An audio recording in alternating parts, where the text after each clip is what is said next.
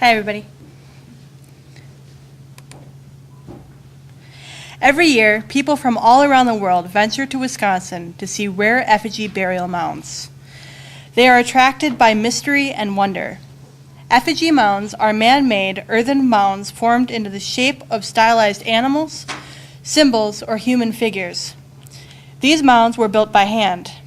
Effigy mound builders trekked back and forth with basket loads of dirt to the effigy mound site, where they then compacted it into a carefully managed figure. Effigy mound building began and peaked from 700 to 1000 AD. People who built effigy mounds utilized bow and arrow technology, grew maize and squash, and harvested wild rice. Extended family groups would congregate in the spring and summer months and then disperse into smaller family units during the cold Wisconsin winters. From 1000 to 1200 AD, effigy mound building began to taper off. By the time European settlers began to question the origin and meaning of effigy mounds, the culture had been gone for 1,000 years. There are several effigy mound types.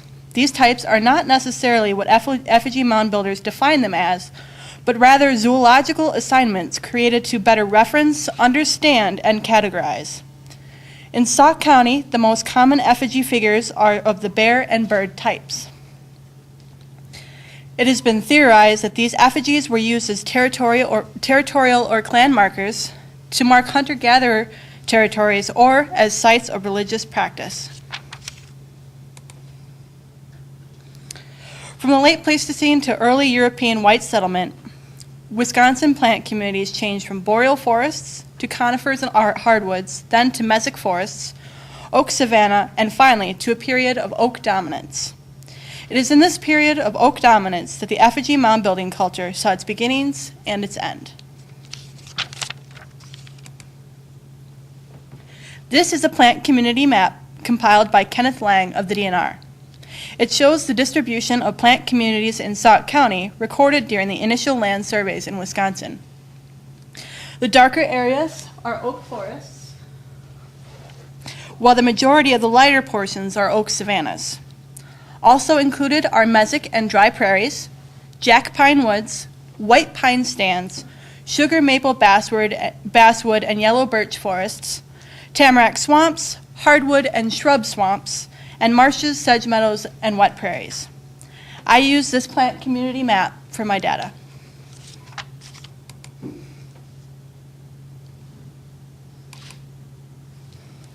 As noted on this table, the three major plant communities in Sauk County are oak savannas, oak forests, and marshes, sedge meadows, and wet prairies.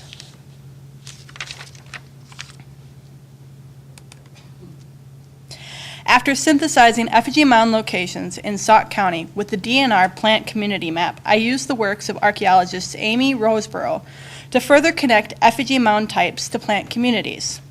According to my data, the majority of all effigy burial mounds occur most in oak savannas, marshes, and oak forests, respectively. For example, effigy bear mounds, as indicated by the dark brown segments here, have a much greater concentrations in oak savannas than in mesic and dry prairies.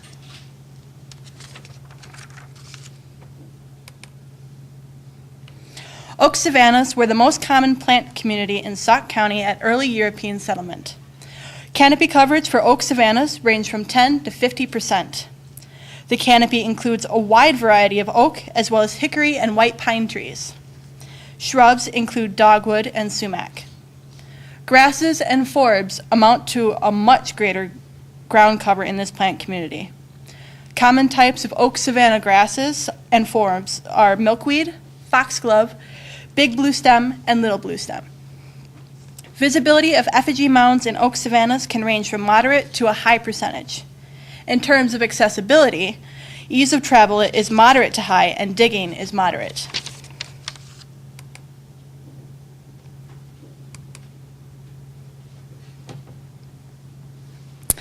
In contrast to oak savannas, oak forests have a much greater percentage of canopy coverage. Oak forests were the second largest plant community in Sauk County at early European settlement.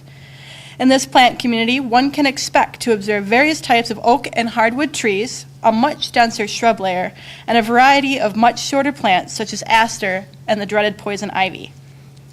Increased canopy coverage and plant density provide low visibility of effigy mounds. With trails, ease of access would be moderate. High organic matter in forest soil would prove easier for digging. However, with the addition of denser root matter, the overall ease of digging mounds in an oak forest would be moderate to low. Marshes, sedge meadows, and wet prairies amounted to only 13% of the total acres in Sauk County at European settlement. Plant life in marshes is predominantly aquatic.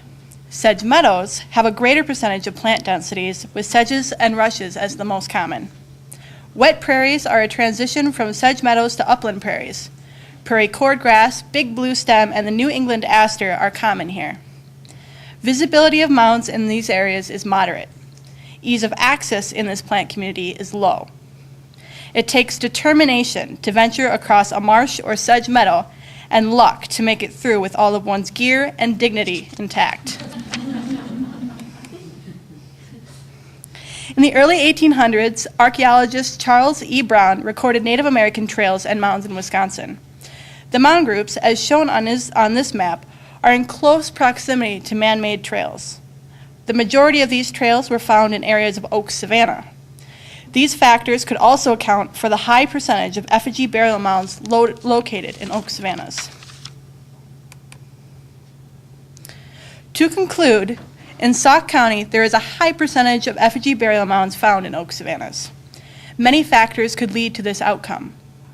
Oak savannas at early European settlement had the highest land coverage percentage. Visibility of effigy mounds in oak savannas would have been moderate to high. All Sauk County effigy burial mounds are within close proximity to waterways and man-made trails. Soil compaction and root mass may have been a factor as well. There is still much to explore in these areas and more factors to eliminate or add to the surrounding mystery of the Native American effigy burial mounds. Thank you.